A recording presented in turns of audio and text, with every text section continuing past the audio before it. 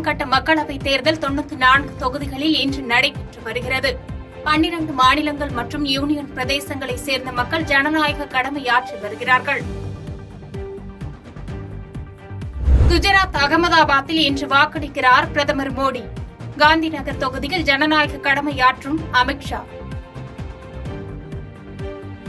12ஆம் வகுப்பு பொதுத் தேர்வு மதிப்பெண் மறுகூட்டலுக்கு இன்று முதல் விண்ணப்பிக்கலாம். அரசு தேர்வு இயக்ககம் அறிவிப்பு. உதகை கொடைக்கானலுக்கு செல்பவர்களுக்கு கட்டுப்பாடு. இ பாஸ் பெற்றவர்கள் மட்டுமே இன்று முதல் அனுமதி. தடையின்றி மும்முனை மின்சாரம் வழங்காததால் விவசாயிகள் பாதிக்கப்படுவதாக எடப்பாடி பழனிசாமி குற்றச்சாட்டு. தமிழகம் முழுவதும் சீரான மின்சாரம் வழங்கப்பட்டு வருவதாக தலைமைச் செயலாளர் சிவ்தாஸ் மீனா விளக்கம். நெல்லை காங்கிரஸ் நிர்வாகி ஜெயக்குமார் தனசிங் மரணம் தொடர்பாக 30 பேருக்கு சம்மன். உடற்கூறாய்வு அறிக்கை காவல்துறையிடம் ஒப்படைப்பு. சென்னையில் சிறுமியை நாய்கள் கடித்த விவகாரத்தில் உரிமையாளர் உட்பட 3 பேர் கைது. உரிமமில்லாத வளர்க்கப்பட்ட நாய்களை 1 வாரத்தில் அப்புறப்படுத்த மாநகராட்சி உத்தரவு. பெங்களூரு நகரில் வெளுத்து வாங்கிய கனமழை.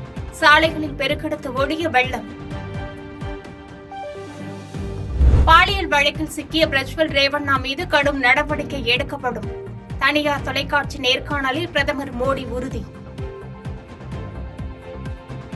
ராகுல் காந்தியை விமர்சித்து வீடியோ வெளியிட்டதாக காங்கிரஸ் புகார் அளித்த விவகாரம். பாஜக தேசிய தலைவர் நட்டா உள்ளிட்டோர் மீது பெங்களூருவில் வழக்கு பதிவு.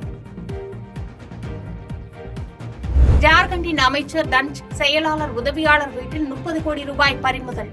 கட்டுக்கட்டாக கைப்பற்றிய பணத்தை 12 மணி நேரமாக எண்ணிய அமலாக்கத்துறை. டெல்லியை அதிர வைத்த துப்பாக்கி சூடு சம்பவம். கார் ஷோரூமில் 12 ரவுண்ட் துப்பாக்கியால் சுட்ட 2 வலைவீச்சு.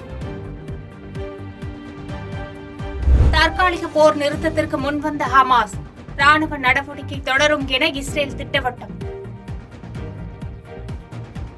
நீதிமன்ற தடை உத்தரவை மீறியதால் அமெரிக்க முன்னாள் அதிபர் டிரம்பிற்கு $1000 அபராதம். மீண்டும் மீறினால் சிறை தண்டனை விதிக்கப்படும் என நியூயார்க் நீதிமன்றம் எச்சரிக்கை. மீண்டும் விண்ணில் பறக்கிறார் இந்திய வம்சாவளி வீராங்கனை சுனிதா வில்லியம்ஸ். போயிங் விண்கலத்தில் விண்வெளி செல்லும் முதல் மனிதர் என்ற பெருமையை பெறுகிறார். ஐபிஎல் போட்டியில் ஹைதராபாத் அணியை எளிதில் வீழ்த்தியது மும்பை அணி. அதிரடியாக சதமடித்து வெற்றிக்கு வித்திட்டார் சூரியகுமார்.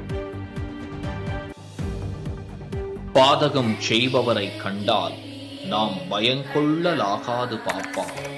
மோதி மிதித்து விடு பாப்பா, அவர் முகத்தில் உமிழ்ந்து விடு பாப்பா.